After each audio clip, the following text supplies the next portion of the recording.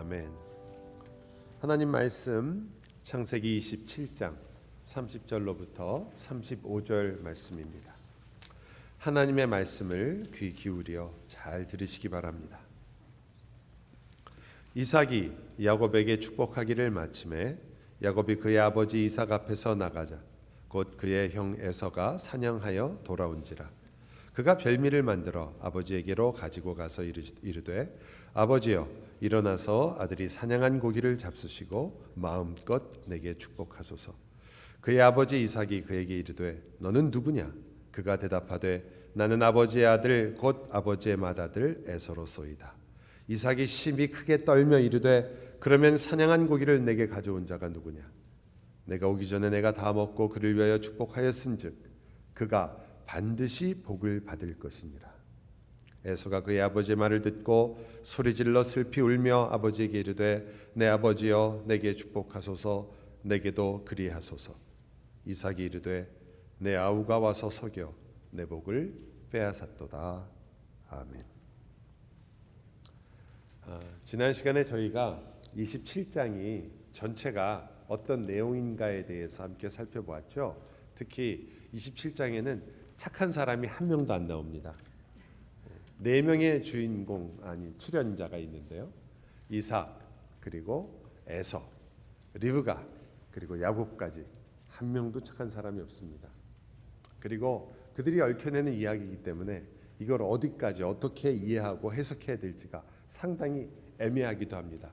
방금 거짓말했는데 하나님 말씀 속에 있지만 그 거짓말한 사람이 한 말을 이걸 어떻게 해석해야 되나라고 생각될 때가 있기 때문이죠. 그래서 우리가 읽은 27장은 사실상 신약의 도움을 많이 받게 됩니다. 여기서 지금 어떠한 일이 벌어지고 있는가? 지난 시간에 이삭은 그가 사실은 가장 자기의 만족 주는 것에, 자기에게 만족을 주는 것에 그 모든 마음을 주었다는 것을 우리가 함께 살펴보았고, 그래서 그는 성경은 이삭이 에서가 사냥 가서 잡은 고기를 먹었기 때문에 그를 사랑했다. 그것을 좋아했기 때문에 에서를 사랑했다라고 얘기합니다. 여러분도 그렇게 생각하시겠지만 그저 고기 한쪽의 얘기를 하는 것은 아닙니다. 그에게 만족을 준 것에 그는 모든 것을 주었던 것이죠. 어느 정도까지냐? 하나님의 약속과 말씀보다 더 위에 있는 겁니다. 그의 만족이. 이것이 그의 큰 문제였죠. 오늘 등장하는 인물은 에서입니다. 에서는 처음 등장할 때부터 상당히 인상적으로 등장하는 사람이죠. 아기 낳았을 때 벌써 몸에 털이 많았고 또 몸 전체가 붉었습니다. 그래서 에돔이라는 이름을 나중에 갖게 되는데, 에돔은 불다란 뜻이거든요. 에서라는 이름 자체에는 붉다거나 혹은 털이 많다라는 의미가 있다고 저희가 정확하게 알 수가 없습니다. 그 어원을 우리가 알지 못하기 때문이죠. 그러나 무언가 연관이 있기 때문에 아마 에서라는 이름을 지었던 걸로 압니다. 근데 어쨌든 이 에서가 그렇게 자라나서 상당히 우리 요즘 하는 말로 상남자가 됐습니다. 나가서 사냥을 하고 그리고 사냥한 짐승을 가져다가 아버지에게 요리를 해서 주는 모습을 보면 그는 굉장히 아웃고잉이라고 말하죠. 상당히 외향적인 사람이었던 것이라 우리가 상상할 수 있고, 삼국지를 읽으신 분들은 아마 제일 처음으로 생각나는 게 관운장이 아닐까 생각돼요. 관우의 얼굴이 대추빛처럼 붉었다고 그러잖아요. 아마 이 에서의 얼굴도 상당히 붉은 그런 혈색이 좋은 그런 모습이었을 것이고, 또 그가 하는 행동이나 그 다른 모습들은 꼭 장비처럼 털도 많고 장비가 털이 많았다는 기록은 역사에 없다고 그래요. 그러나 우리가 되게 장비 그러면 수염이 많이 난 사람을 이렇게 그리는데, 그것은 후대에 소설가들이 이렇게 좀 극화했던 거라고 하고 정확한 묘사는 사실은 없다고 합니다. 어쨌든 그러나 그런 인상이 있어서 그런지 특히 만화 삼국지를 본 사람들은 더 아마 그 인상이 깊었던 것 같아요. 막 얼굴에 막 수염을 막 난 그런 얼굴을 그렸으니까요. 굉장히 강렬한 인상을 가진 사람이 에서입니다.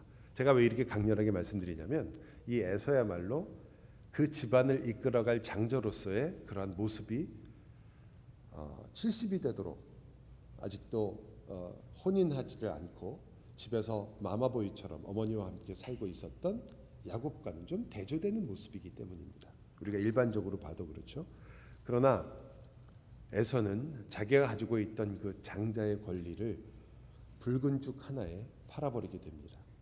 그것이 순간적으로 그가 배고파서 낸 실수가 아니라는 것을 성경은 또 하나의 사건을 가지고 설명을 합니다. 그것은 바로 그가 가나안 여인과 혼인을 한 사건이었습니다. 그것은 무엇을 말하냐면 이미 아브라함의 아들이었던 이삭을 통해서 우리가 알 수 있는 것은 이삭이 그냥 아무하고나 혼인을 한 것이 아니라 일부러 멀리 아브라함이 이삭과 혼인하기 위하여 하란까지 자기의 종을 보냈던 사건을 다 알고 있기 때문입니다. 즉 장자의 권한, 그것을 우리가 생각하고 있었더라면 에서는 그러한 혼인을 하지 않았을 것이고 그러한 혼인에 앞서서 아버지와 어머니의 의견을 들었을 것입니다. 그러나 그의 혼인은 부모의 큰 근심이 되었다고 성경이 말합니다. 반대로 말하면 에서는 장자의 권리를 얻는 것에 대해서 큰 관심이 없었다는 것을 볼 수 있죠. 이삭이 사소한 것에 매여 가지고 가장 중요한 것을 잃어버렸다면 사실상 이 에서는 중요한 것을 잊어버리고 사소한 것에 매달렸던 그러한 사람이 되고 말았습니다. 성경을 우리가 읽다 보면 신약, 특히 히브리서 12장에 와서 우리는 이것이 굉장히 중요하게 나타나는 것을 알 수 있는데요.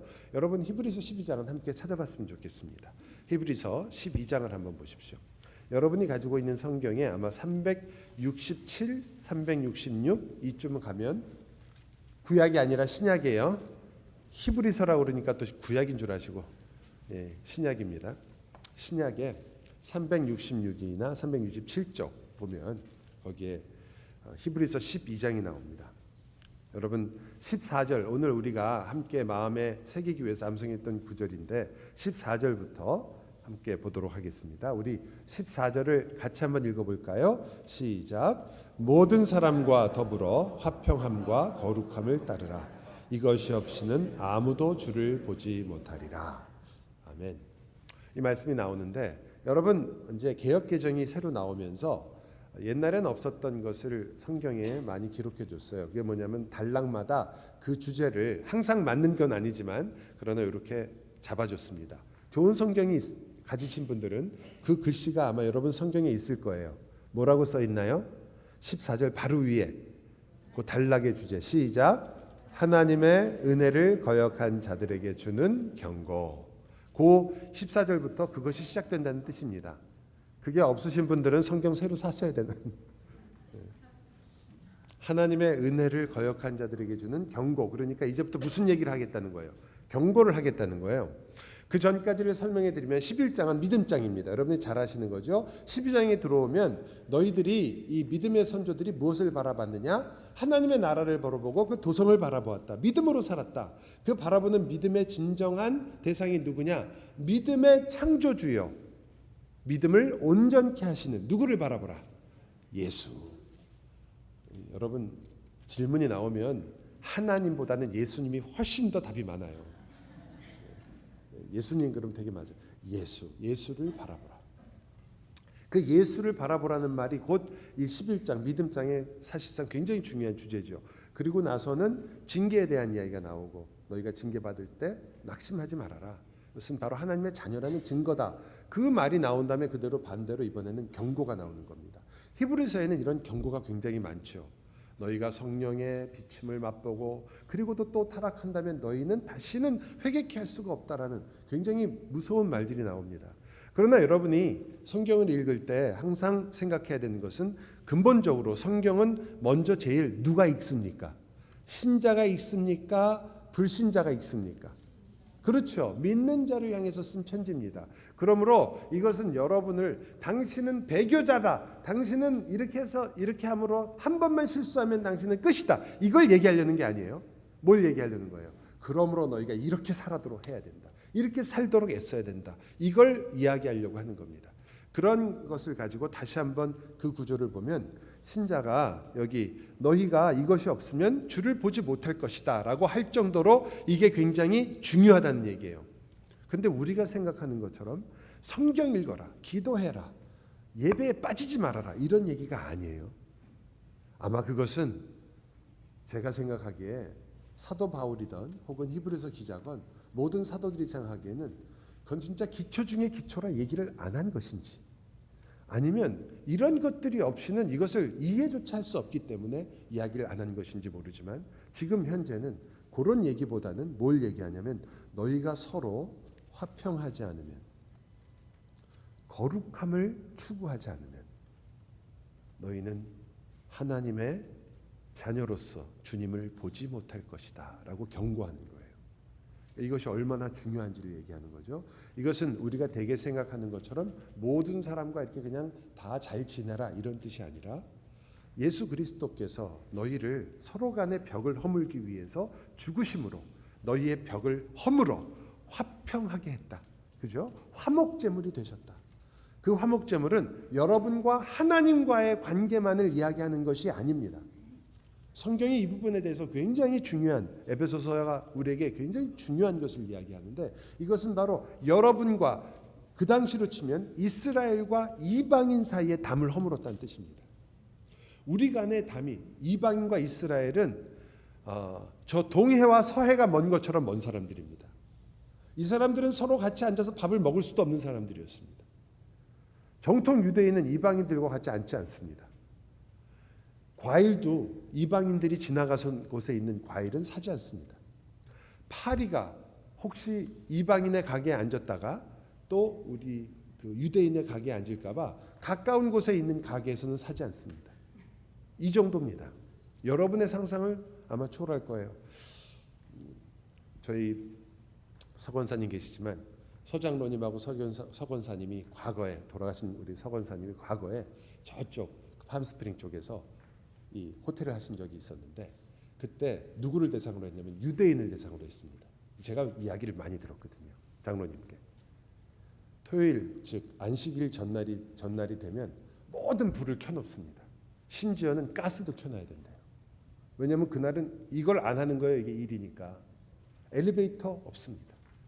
다 미리미리 다 준비해 놔야 된대요. 그 정도입니다. 이 정통 유대인을 여러분이 보시면 놀라실 거예요. 왜 그렇습니까? 그들은 이방인들과 접촉해서는 안 된다고 생각했으니까. 그것은 더러운 것이었습니다. 근데 주님이 이 둘을 어떻게 했다고요? 막힌 담을 허무셨대요. 제가 왜 이렇게 이걸 강조하냐면, 우리끼리 담은 담도 아니라 말이에요. 네? 우리끼리 담은 이거는 말도 안 되는 거라 이 말이죠. 우리끼리의 담이라는 것은, 그러므로 성경에서 강하게 얘기하는 거예요. 너희가 서로 사랑하는 것이 무엇인지를 아느냐. 이것이 없다면, 너희가 이것을 전혀 추구하지도 않는다면, 우리가 가끔 정말 담이 새로 생긴 것처럼 속상할 때가 있죠. 답답할 때가 있습니다. 이것이 과연 진짜 신자인가 아닌가조차 우리가 흔들릴 정도로 힘들 때가 있습니다. 그러나 우리가 지금 바라보고 있는 것은, 우리에게 예수 그리스도께서 무엇을 위해 죽었으며 그것으로 인하여 우리가 어떤 관계를 맺고 있는지에 대해서 다시 생각해야 되는 거죠. 교회가 무엇이냐? 하나님이 우리를 어떻게 부르셨는가? 만약 우리가 이 화평을 이루지 못한다면 그것은 무엇을 말하는 겁니까? 우리가 복음을 제대로 이해하지 못했다는 걸 보여주는 거란 말이에요. 또한 동시에 거룩함을 추구하라고 강하게 경고하는 것입니다. 그것만이 아니라 그 다음엔 굉장히 유명한, 여러분이 잘 아는 구절로 넘어가는데요. 거기에는 뭐라고 얘기하고 있냐면 15절을 우리 한번 같이 읽어볼까요?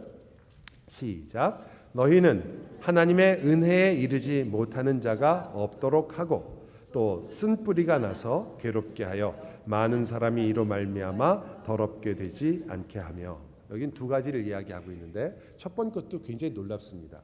저희가 하나님의 은혜로 산다는 것을 굉장히 많이 이야기하고, 찬양에도 은혜 찬양이 굉장히 많죠. 우리 은혜를 강조합니다. 근데 여기 보니까 지금 배경이 어떤 거냐면, 너희가 이것을 하지 않으면 하나님의 자녀로서 불리울 수 없다라는 경고의 구절 속에 뭘 중요하게 얘기하냐면, 너희가 하나님의 은혜에 이르지 못하면 이라고 말하는 거예요.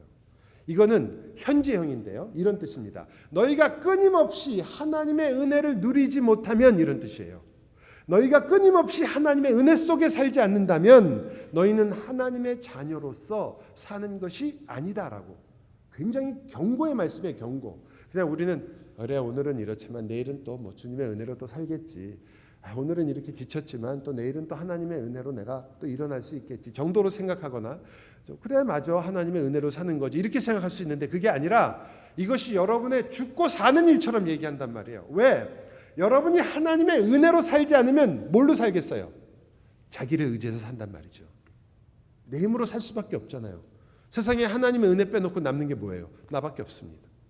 내가 가진 것, 내가 가진 자원, 내 힘, 내 능력밖에 없잖아요. 인간이 자기 힘으로 자기 인생을 책임진다는 것이 얼마나 무서운 일인지 우리 너무나 잘 알고 있습니다. 그것이 굉장히 당당한 일이며 멋있는 일처럼 보이지만 그러나 그게 멋있고 당당하기만 한다면 제 생각에는 세상에 그 많은 드라마가 나오지도 않았을 거예요. 드라마 내용이 다 그런 거 아니에요. 자기를 찾아가는 내가 누구인가를 알아가는 일 그리고 끊임없는 실패와 거기서 어떻게든 일어나려고 하는 일. 놀라운 것은 이 세상이 하나님 없이도 살 수 있는 것처럼 항상 묘사한다는 거죠. 사실은 그렇지 않았는데 인류의 역사는 한 번도 그런 적이 없는데 인간이 자기의 힘으로 자기가 결정하는 대로 살았을 때 우리가 겪은 모든 전쟁과 지금도 겪고 있는 전쟁이 진짜 원인이 뭡니까?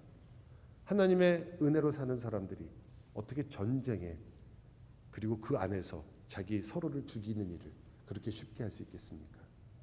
인간을 우리가 의지한다는 것이 얼마나 무서운 일인가를 우리가 자주 잊어버립니다. 왜냐하면 우리가 그나마 좋은 나라에서 풍성한 나라에서 좋은 나라인지는 모르겠지만 풍성한 나라에서 많은 것을 누리며 살고 있기 때문이죠. 그러나 그렇지 않습니다. 우리는 사실은 하나님의 은혜 없이는 살지 못합니다. 그래서 여러분이 그냥 은혜가 있으면 좋겠다라는 게 아니라 주님 하나님의 은혜가 없으면 저는 죽습니다라는 그 이해가 굉장히 필요한 거예요.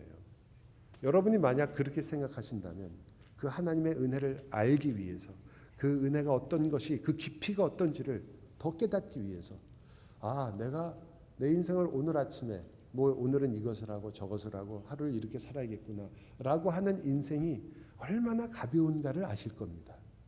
아무도 자신할 수 없는 인생을 우리는 오늘 아침에도 계획을 했습니다.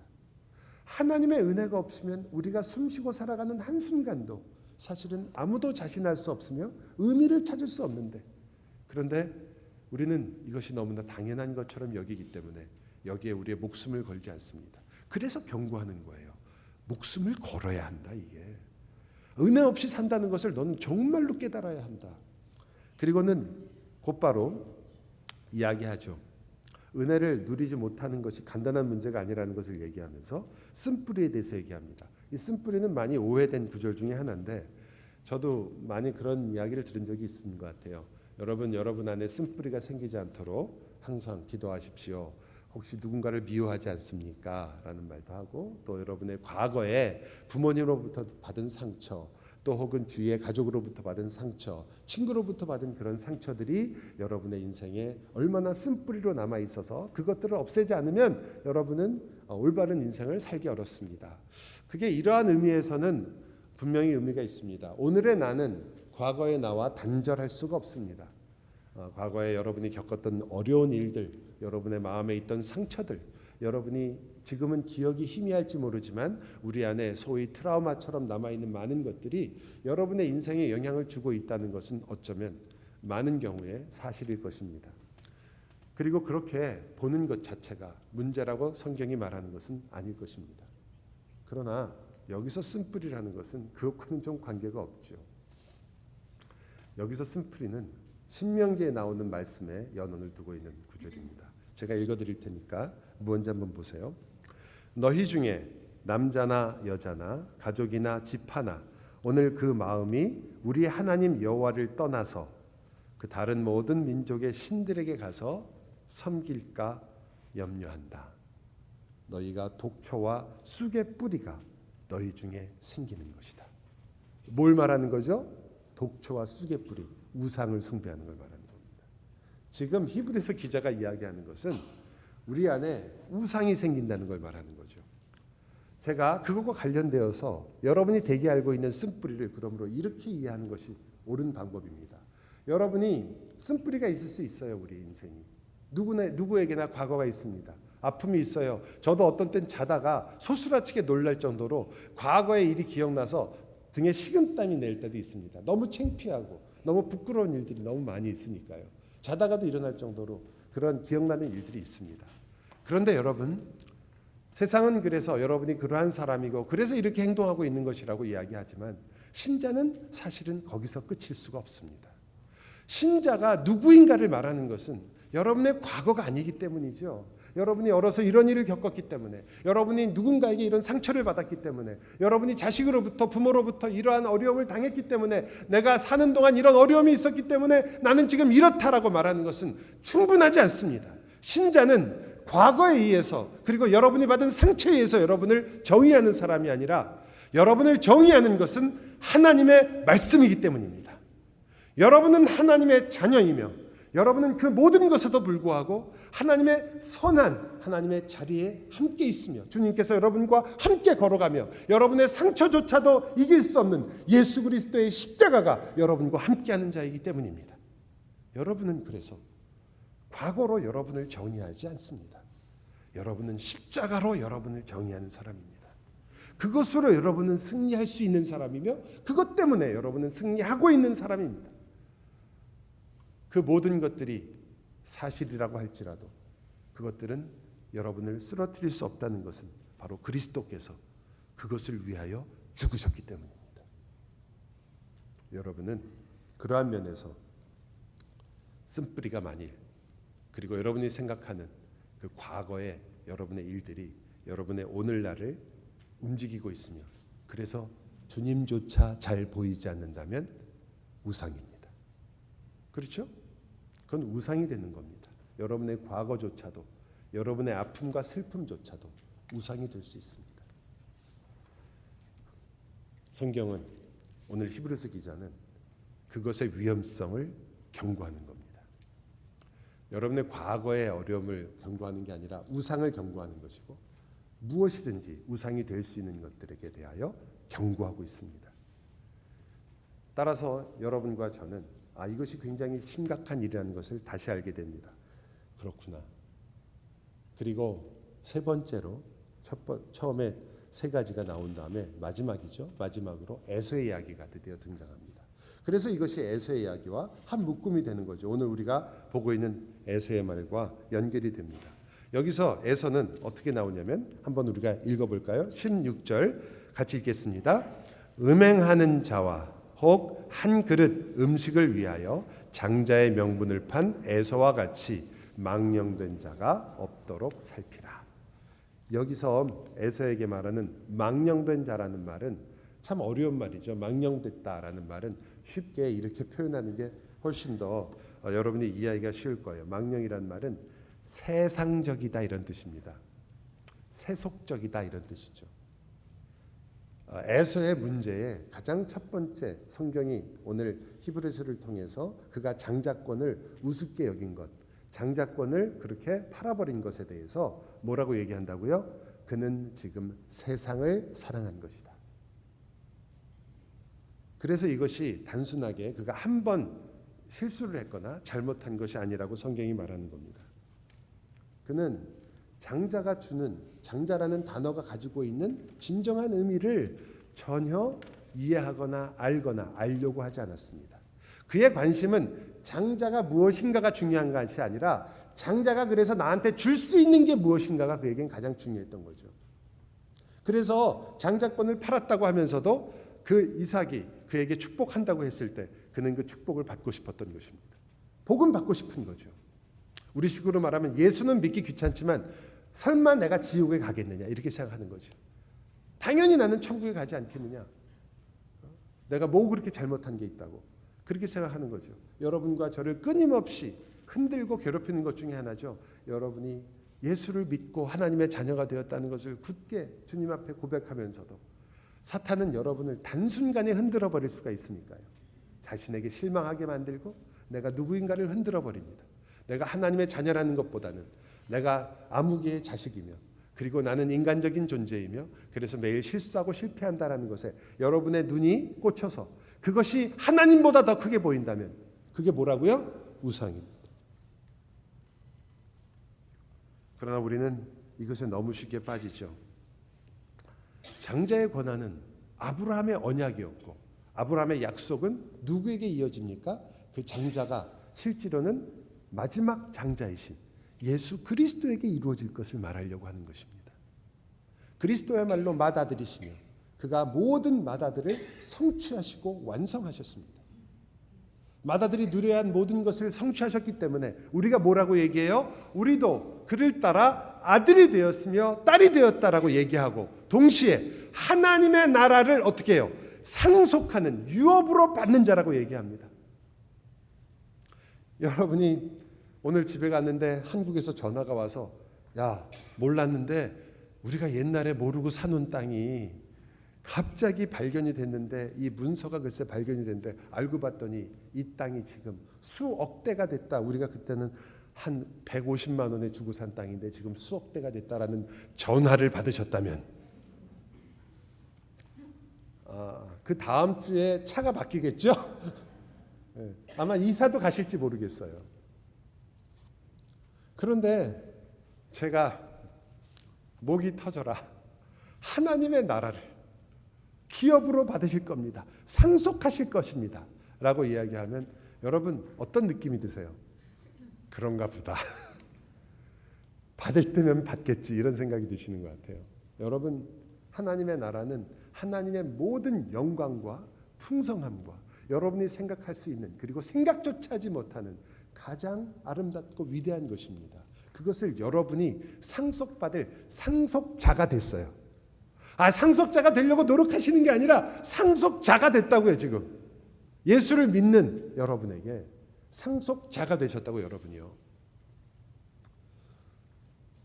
그저 문서를 줘야지 믿지 말로는 말로야 누가 못해요 이런 얼굴이신데, 그러나 여러분 그것이 바로 우리가 하나님의 은혜를 입은 그래서 장자의 권한을 받는다는 의미인데, 에서는 그 하늘을 사랑한 것이 아니라 하나님 나라가 아니라 뭘 사랑한 것입니까? 땅의 것을 사랑했던 것입니다. 우리는 하늘의 것을 소유한 자요 하늘에 속한 사람이고 이것이 성도의 다른 이름인데, 그러나 에서는 그것을 택한 것이 아니라 땅에 속한 사람으로 땅의 것을 사랑한 자가 된 거죠. 이게 얼마나 큰 문제였느냐. 그저 땅의 것을 사랑하면서 내가 그래도 하나님 나라의 이름이라도 걸어놓을까 이렇게 살아가는 것이 마치 우리 모두의 모습이라고 생각하신다면 이게 얼마나 심각한 문제인가를 성경은 그 다음에서 얘기하죠. 여러분 17절을 같이 읽어볼까요? 시작. 너희가 아는 바와 같이 그가 그 후에 축복을 이어받으려고 눈물을 흘리며 구하되 버림바가 되어 회개할 기회를 얻지 못하였느니라. 엄청난 경고가 나오죠. 여러분이 읽으시면서 한편으로는 어유 깜짝이야 그러시고 또 한편으로는 이거 너무 억울하지 않은가? 기회조차 주지 않다니 라는 생각이 들으셨을 수 있습니다. 오늘 본문에 나오는 우리가 읽은 창세기에 나오는 본문이 이 이야기를 하고 있거든요.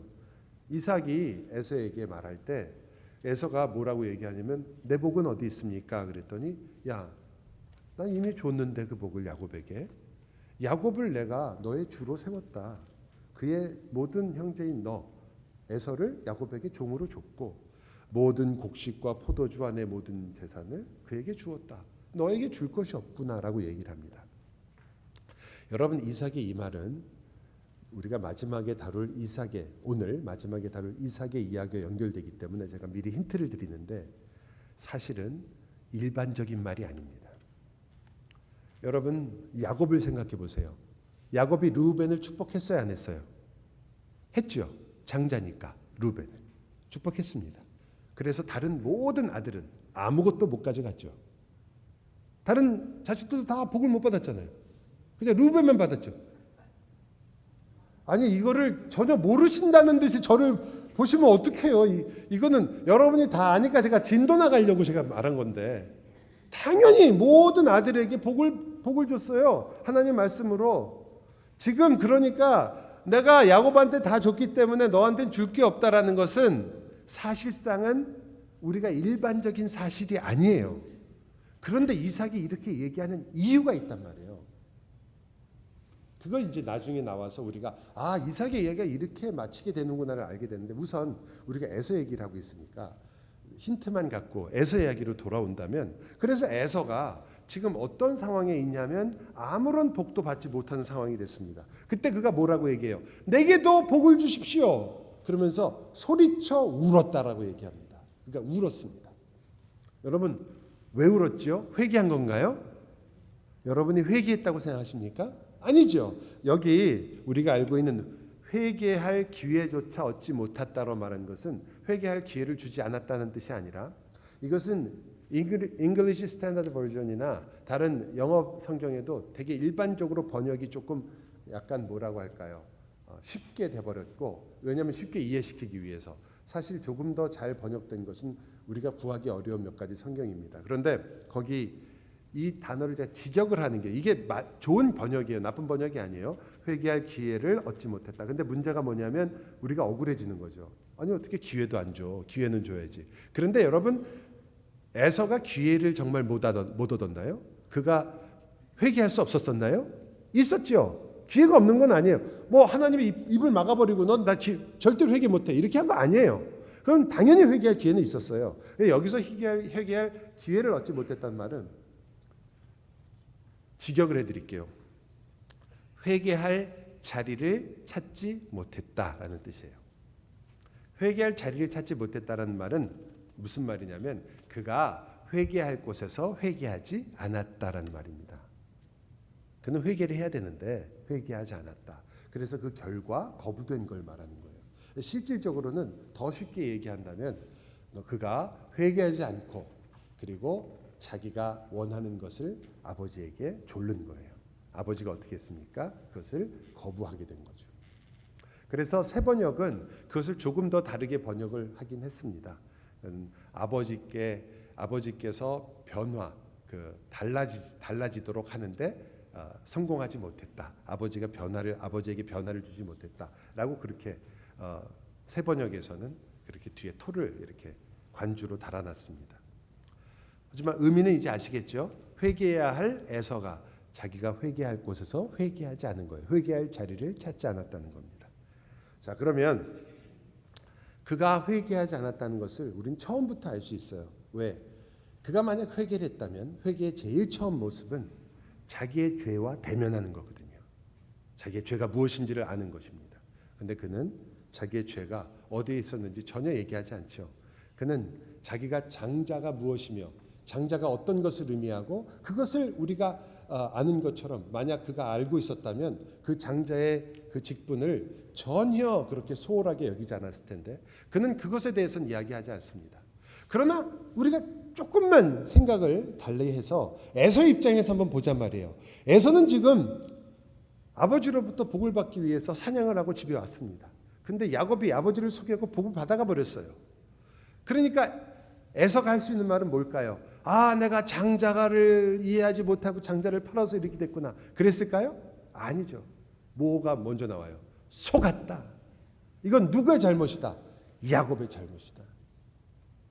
여러분, 그런데 이것이 왜 일어나냐면, 에서가 이 죄와 대면하는 가장 중요한 모습은 내 양심이 아닙니다. 사실은 양심도 중요하지만, 하나님이 우리 마음에 새겨주신 법 중에 하나지만, 더 중요한 것은 여러분이 하나님의 말씀 앞에 내가 행한 것과 내 삶을 두지 않기 때문에, 그는 자기가 무엇으로 부름을 받고 장자라는 것이 어떤 의미인가를 자기 생각에, 장자면은 많은 것 갖는 자, 아버지로부터 2배 받는 자, 이렇게만 생각한 거죠. 그러나 아브라함의 언약을 약속한 것이 바로 이 장자의 내용이란 말이에요. 근데 그 하나님의 말씀 앞에 서질 않는 거예요, 그가.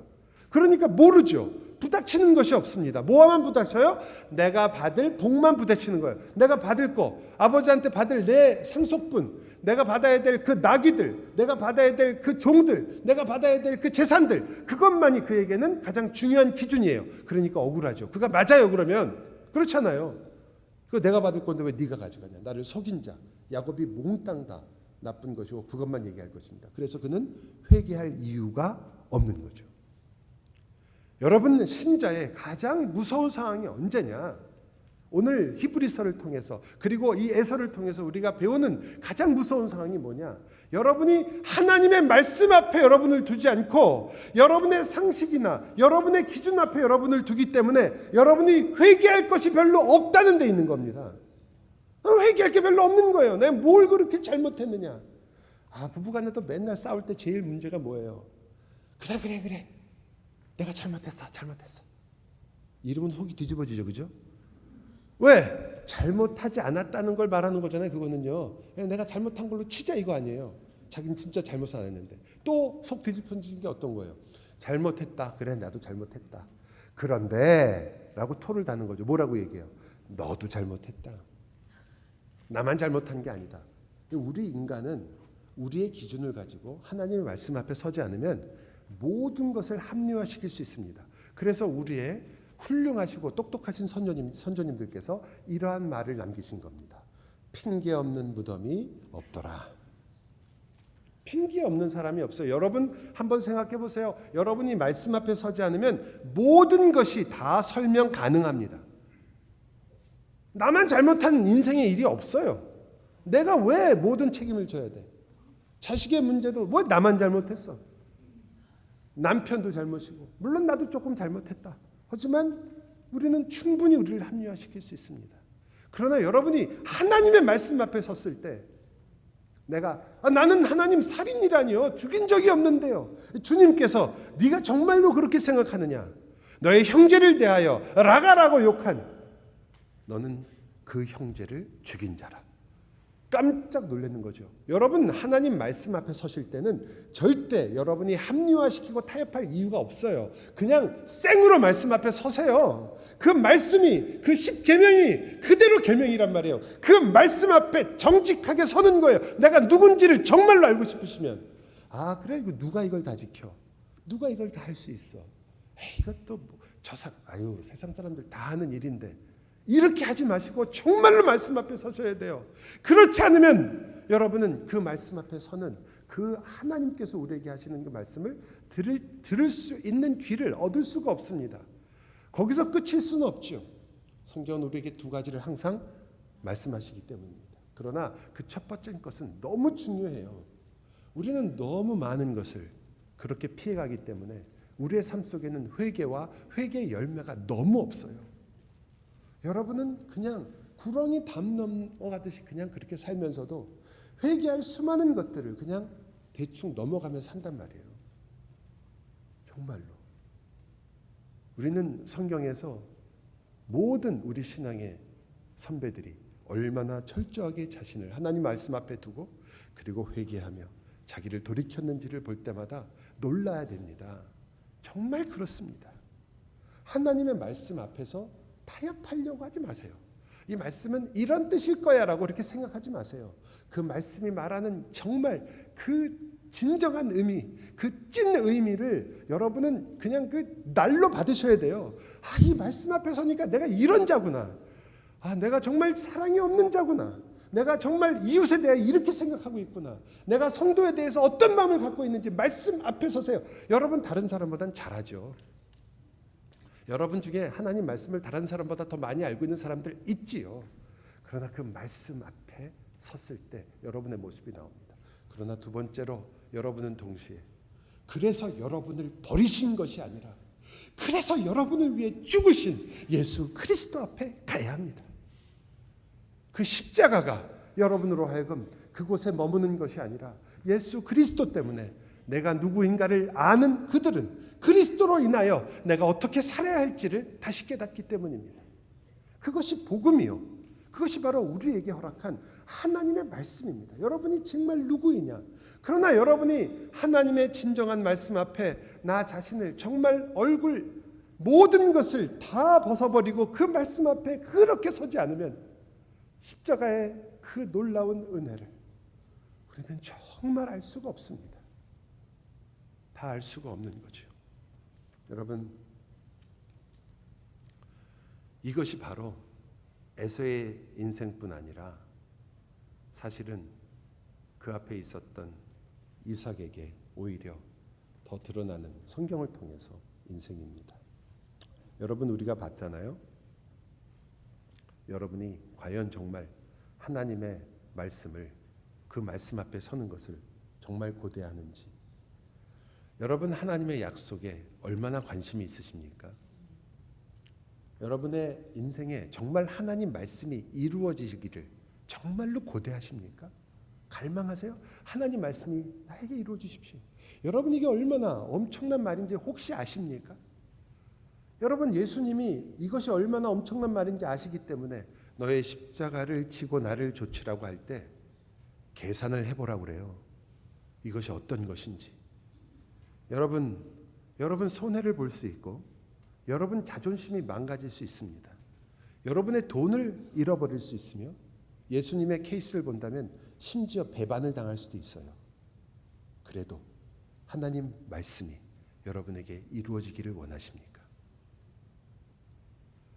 아무리 제가 협박을 했다고 이렇게 아멘이 안 나오나요? 여러분 우리가 여기 와서 예수를 믿는다고 할 때 여러분 당연히 생각해야 되는 거죠. 나는 왜 예배하느냐? 나는 왜 신자라고 말하느냐? 나는 왜 예수를 믿는다고 말하느냐? 나는 왜 십자가를 보면 눈물이 나느냐? 왜 나는 내가 구원받았다는 사실을 왜 우리가 이렇게 깨닫고 그것 때문에 감격하느냐? 왜 그렇습니까? 왜 그래요? 왜? 여러분은 하나님의 약속 아래 있기 때문이죠. 이삭이요, 에서에게 어떻게 했는지 우리가 다 압니다. 야곱에게 어떻게 했는지도 다 알죠. 어떻게 하다가 이삭이 두 아들에게 자기의 복을 주었는지를 우리가 본문을 통해서 알고 있습니다. 그러면 그것을 여러분이 알고 있으니까 제가 이 구절을 읽어드릴 테니까 이게 얼마나 말이 안 되는가 생각해 보세요. 믿음으로 이삭은 장차 있을 일에 대하여 야곱과 에서에게 축복하였다. 이거는 제가 생각하기에 상당히 받아들이기 어려운 사실입니다. 왜냐하면 우리 다 알고 있잖아요. 어떻게 축복했는지. 원래 이삭이 에서한테 다 주려고 그러다가 야곱한테 모르고 준 거 아니에요. 그렇다면 어떤 일이 벌어진 것인가? 인생을 보시는 하나님의 판단이 어떤 것인가? 여기에 중요한 부분은 물론 믿음으로입니다. 이 일은 앞에 믿음이 빠지면 벌어질 수 있는 일이 아니에요. 이삭의 인생을 그렇게 볼 수가 없어요. 이삭은 거기서 자기 자식에게 편애를 했고 그것 때문에 에서에게 뭐든 다 주려다가 아들한테 속아가지고 그래서 야곱한테 주고 완전히 붕 떠버린 사람이고 에서한테 욕 엄청 먹게 된 아버지입니다. 그런데 성경은 믿음으로 그는 믿음의 사람이라고 얘기해요. 이삭을. 그것도 다른 일도 아니고 에서와 야곱에게 주었다. 여기에는 여러분이 아까 읽었던 이 구절이 연결되어 있습니다. 이삭이 그 이야기를 듣게 됩니다. 에서가 오자마자 에서가 내가 바로 아들 에서입니다 라고 말하니까 뭐라고 그래요? 심히 떨며 놀랐다고 그러죠. 굉장히 중요한 구절이에요. 그는 굉장히 치밀했던 사람입니다. 우리가 생각하는 것처럼 그저 쉽게 속아 넘어간 사람이 아니에요. 그는 확실하게 알고 있었고 확실하게 증명을 했고 확실하게 하나씩 점검을 했던 사람입니다. 야곱이 왔을 때 그냥 야곱밖에 그냥 축복하지 않았어요. 그런데 그 모든 자기의 지혜와 자기의 생각과 자기의 능력과 자기의 모든 것으로 이 일을 완전하게 했다고 했는데 그는 지금 하나님의 말씀이 아니라 자기가 생각한 것으로 이 모든 것을 이끌어간 줄 알았는데 어떻게 된 거예요? 결론을 보니까 야곱이 복을 다 받은 거예요. 그는 너무나 놀란 거죠. 이게 그는 떨었다고 얘기합니다. 왜요? 하나님에게 항복했기 때문입니다. 그는 그때야 하나님의 주권이 어떤 것이며 하나님께서 약속하신 약속이 무엇이며 내가 이것을 만드는 자가 아니라 하나님께서 이 일의 주권자이고 하나님의 일이 이루어지고 있다는 것을 알고 그는 심히 떨었습니다. 그래서 그가 그래 에서 내가 너한테 남아있는 복이라도 줄게 라고 하지 않고 내가 빈 모든 것이 반드시 야곱에게 이루어질 것이라고 얘기한 것입니다. 그는 더 이상 하나님의 주권과 능력 앞에 자기의 생각과 마음을 주장하지 않게 된 거죠. 주님 맞습니다. 주님께서 이 일을 하신다면 이 일의 모든 결과 속에 하나님의 역사가 있을 수밖에 없고 하나님이 이 일을 이루실 것입니다. 저는 그 일의 모든 것을 좀 더 자세하게 설명하고 싶지만 여러분에게 대충 이렇게 설명드린 이유는 제가 말씀드리고 싶은 것은 하나님께서 그의 그러한 인생을 그때 단면으로 썰어서 본 것이 아니라 그의 인생 전체 속에서 하나님이 이루어지는 일을 그가 그렇게 성경학자들은 이것을 이삭의 회개라고 하거든요.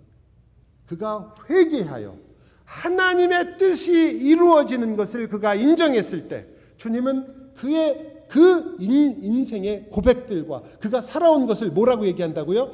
믿음으로 그가 살았다고 얘기한단 말이에요. 믿음으로.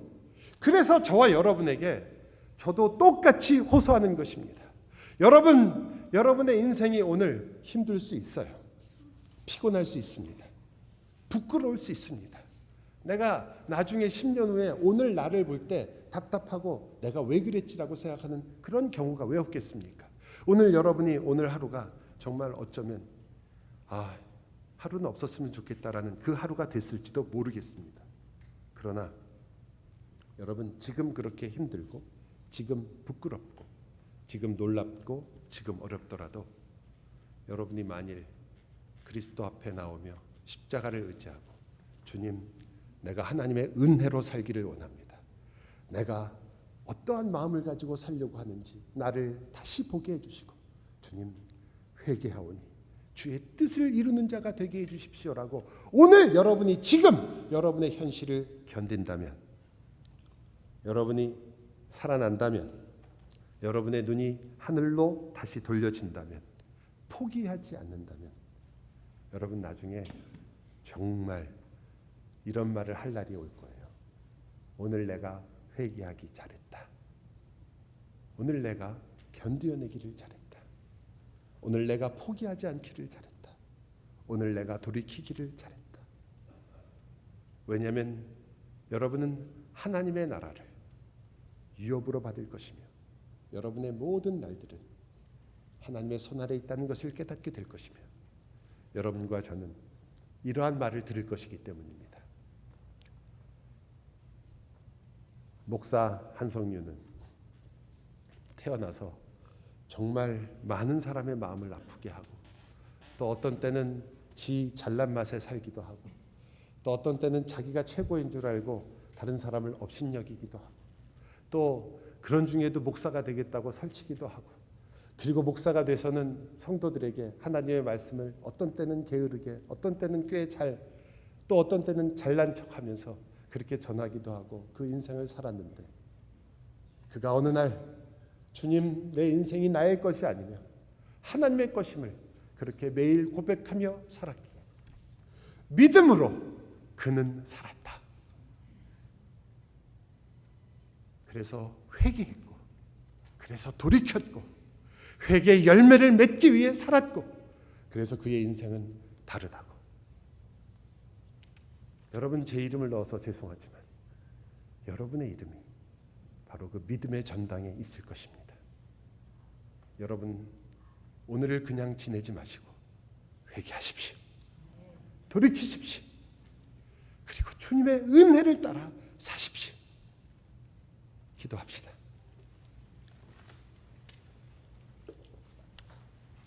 사랑의 주님, 야곱은 그렇게 아버지를 속였지만 이삭은 그렇게 속인 것보다 더 놀라운 일이 있었습니다. 하나님의 말씀이 이루어졌기 때문입니다. 그래서 그는 에서에게 다시 복을 줄 수가 없었습니다. 오히려 에서에게 말합니다. 너는 너의 형제를 섬기는 자가 될 것이다.